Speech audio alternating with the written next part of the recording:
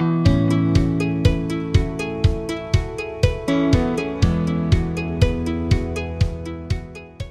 folks, just wanted to show you this awesome site, really fun project here, solar water pumping.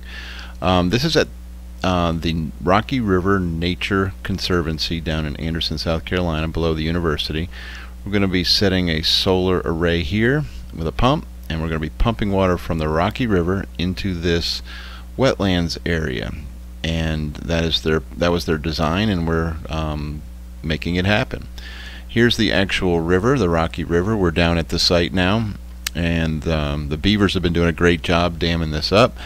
And so what we're going to do is take this abundant water supply and pump it into the boardwalk. The biology department at the university has done some studies and inventory on the plant life in the area, and we're going to clean all this out.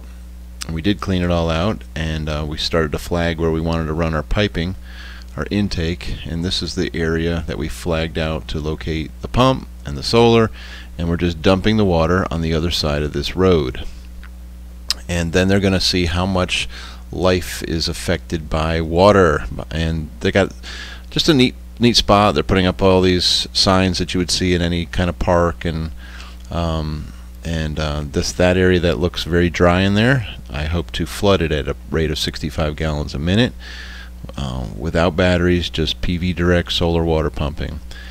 It was just a good time. We, as you'll see coming up here, we were able to recruit some help. We enlisted the help of the Anderson Ecology Club, and it's their first year running, I believe. And so the first day they didn't show up, and I had to do all the hard work, which was digging the holes. But my buddy Southern Patriot showed up, Tim from up in Tennessee, great friend, and we hung out. And so here are the kids. They showed up, and they began to help us. And there's Dana Levitt, the gentleman that told me about the project to begin with, and we're just all scratching our head here. We're pouring concrete, finishing up. We mounted the pump, and then we continued to work on the installation and test it.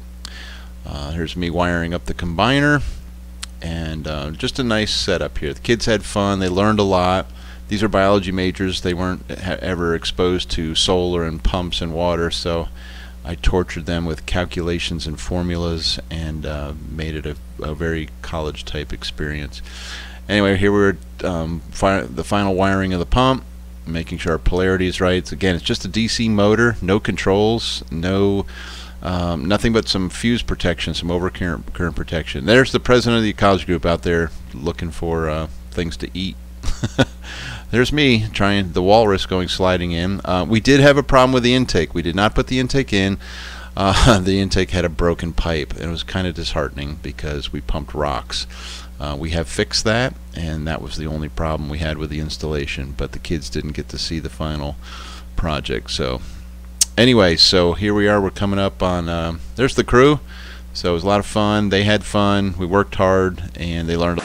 Okay, I'm in the river here, Rocky River Nature Conservancy. We're checking on the intake. We got to put a little float on it. We noticed a lot of silt from our last visit to the river, and I want to show you how well the pump works, how quiet it is.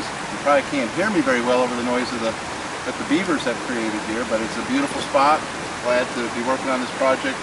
We're wrapping it up today, and hope that everybody will be able to enjoy this for years to come. We're going to start flooding this wetland space, and they're going to build a beautiful boardwalk through it. So if you're in this area, come take a walk around the Rocky River Nature Conservancy, and let's show you the pump. Okay, this is a Dankoff 7526 centrifugal pump. It has a cast iron head, DC motor. We're running on about 36 amps and 36 volts, and pumping a steady 65 GPMs. You can see we have no work for the pump to do after, so she doesn't have any lift. It's all working on the suction side. We have the suction line going out into the river. I'll show you the under intake, what I can show you. It's got one of the Dayton basket strainers on the front, and it's doing a pretty good job. We found some crayfish in the basket today. The pipe had finally fully flushed its way out, and so we're running clean now. So there was no water in the wetlands this morning, so it's nice to see. This is great, so that hopefully everybody will be happy with this result. And this will pump every day, all year round, hopefully. We might be shutting it down in the winter. We haven't decided yet. We're going to build a insulated little dog house over this, but I wanted you to see everything beforehand. And let me show you the intake. Well, let me show you the solar. We're using the standard disconnect from Midnight. This is a combiner and a disconnect, so we're bringing all 4 panels in parallel. There are 4 breakers inside of this box, and then it's a on-off. It's a nice box. It does a lot for us. Simple. Heavy-duty 6-inch pole with a DPW mounting hardware. And we've got 4 Solar World 325 watt modules, and they're doing well. This is a great site here. We get plenty of solar. Shouldn't have a problem. The only problem I might see is if they don't do we'll have to do some weed management around the array. But other than that, she's doing what she's supposed to. On this side, we're gonna put in you see some pipes. I haven't driven those down yet. They're just gonna be a heavy-duty barrier to keep any logs that come down this river if there's a big flood. So anyway, the intake right now is this. We have it on a Fernco coupling. We will probably be improving this, and we also have a little conduit we ran in, so in case we wanted to do some float control and shut it off for low water conditions. Again, I don't know the history of the river. Beavers are helping us tremendously with their little dam here. So anyway, we might have to do some work on the intake, but for now she's good. She's just got a 2-inch line for suction. She's got a 2-inch brass foot valve, check valve combo with a screen on it that'll keep the large debris. The pump is very forgiving, so it can pump dirty, muddy, silty water. And yes, you can rebuild it if you need to, but we're hoping to see many, many years of service out of this pump. It is in a remote location, so my biggest fear of the whole thing is anybody tampering with it. So hopefully that won't happen. So anyway, we're wrapping up, doing some testing. We got some, going to hopefully have some really cool footage here next with, we had some drone footage from Carolina Drones coming up. So I hope you enjoyed this video. If you got any questions about this, this is a great pump for irrigation, for any shallow source of water, springs, ponds, creeks, you name it. If you need to move a lot of water, these things can do it. There's about 10 PV Direct models and 10 of the battery-based models. Okay, exciting day here. We're finishing up our project. This project is let me tell you a little bit about how it started. I was contacted by a gentleman by the name of Dana Levitt, who kind of is the caretaker of this property for this nature park. And GE, General Electric, had a grant that they wanted to provide to do part of this project. And we're just doing the water pumping part. And they're also working with Anderson University, a couple of the professors in the biology department. So there's a lot of fun, a lot of people involved in it, even the students. We had students down here, as you saw, working with me. The ecology group at Anderson University, they're down here a lot, and so they do all sorts of things. What was done here is a kind of an inventory of the amount of life, plant life, in this wetlands. I don't know if you can kind of see the reflection behind me, and then you see the water that we're pumping in. We're pumping in about 65 gallons a minute, solar direct, no batteries, no controllers, super quiet motor, and pretty happy with the performance of the system so far. So we're just down here monitoring today and testing. We had a problem with the intake. We might still have a problem with the intake. We're trying to figure out the best place to set it, and I don't know the history of the flow of this river yet. There's a lot of water. It runs year round. I just don't know if I'm in the best spot yet for the intake. So we'll be monitoring that. Have one of the ecology group, their president, James, is going to come down here and check it out from time to time. So Fun project, not my typical project, but a lot of fun to just pump water, and learned a lot about this sun-centric pump from Dankoff in doing so. So let me show you a little bit more of it. Okay, here's the steady stream of 65 gallons a minute coming from the solar pump. It pumps wonderfully. It is extremely quiet. I couldn't believe how quiet this pump is. Usually a camera will really magnify the noise, and this thing is just awesome. Smooth and great solar location. We should get good performance out of this site. And the kids are going to check on it, like I said, from time to time, make sure nobody's vandalized it. That's the only thing I'm worried about on this site. There's a lot of people that can just walk down here and mess with things. There's no security down here. So there you have it. And now I'm going to show a little bit of drone footage. Here we have just some shots from a drone. Carolina Drones, Frank Ferre, was gracious to come down. His business was about 4 miles from this location, and he jumped in his truck, came down here, had a couple different drones, and took some awesome footage of the site, the pump, the solar, where the water is going. And so it's really cool. As you see off to the left northwest corner here of the solar panels where the water is heading, it doesn't really show it in this view, but this gives you an idea what you can see what the beavers have been up to. And they've dammed that up nicely. It allows us to pump water without worrying about our intake drying up. So we're thankful for those engineers. You can see the shadow of the drone on the river as he flies up the river a little bit with it, and it goes up. Impressive equipment. I was really glad that he was flying it over the water and I wasn't for my debut on flying a drone. So did a great job. We're just coming down the river now, and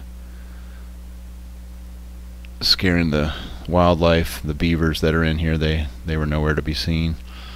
We do have to do a little bit of work. You'll see these pipes coming up on the right. We want to put just come heavy pipes in there, so sometimes there's some flooding and big heavy trees and logs come down. We don't want it to smash into our intake.